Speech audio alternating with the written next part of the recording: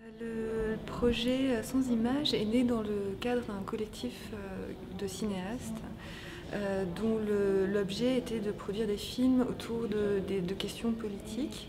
Alors évidemment, la question des sans-papiers nous paraissait une question cruciale et nous l'avons abordée avec l'idée que on voulait rompre avec un certain type de représentation des sans-papiers.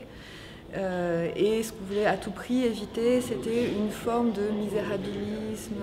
Et donc on a cherché des situations où ces gens apparaîtraient dans des situations actives, créatrices, prenant en main leur destin. Et nous avons pensé bien évidemment à la création artistique et à la création théâtrale notamment. Alors le théâtre, la question du théâtre, elle est venue aussi par un autre biais.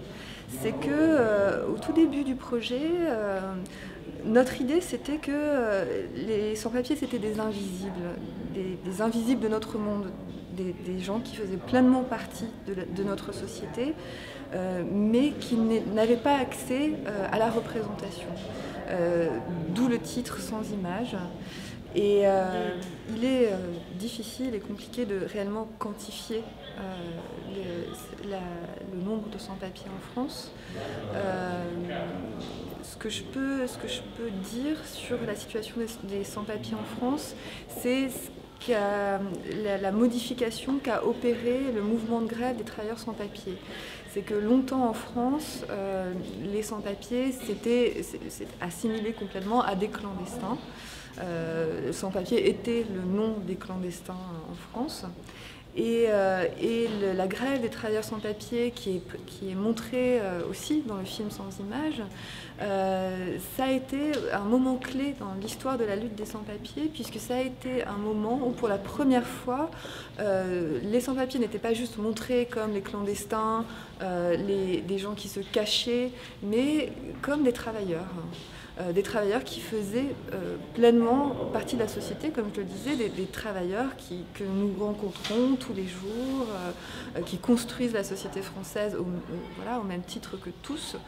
Et donc mon parcours est le suivant. J'ai commencé à faire des courts-métrages de fiction en adaptant des textes littéraires. J'ai adapté Dialogue d'exilés de Brecht, j'ai adapté un texte de Beckett qui s'appelle Premier amour. Et voilà. Et cette question de comment on trouve un équivalent à la pensée, soit la pensée littéraire, soit la pensée philosophique, et comment ça peut se transmettre en cinéma. C'est une question que je continue encore à travailler. Alors d'abord, je ne suis pas particulièrement attachée à la pure forme documentaire. Je crois que les formes novatrices aujourd'hui ont à voir avec un travail entre documentaire et fiction. Et voilà, moi j'ai envie de travailler sur cette frontière-là à l'avenir. Voilà, et toujours avec cette question de comment on représente les invisibles de notre monde. Quel est le champ de l'irreprésenté? Voilà, essayer d'explorer ce champ-là.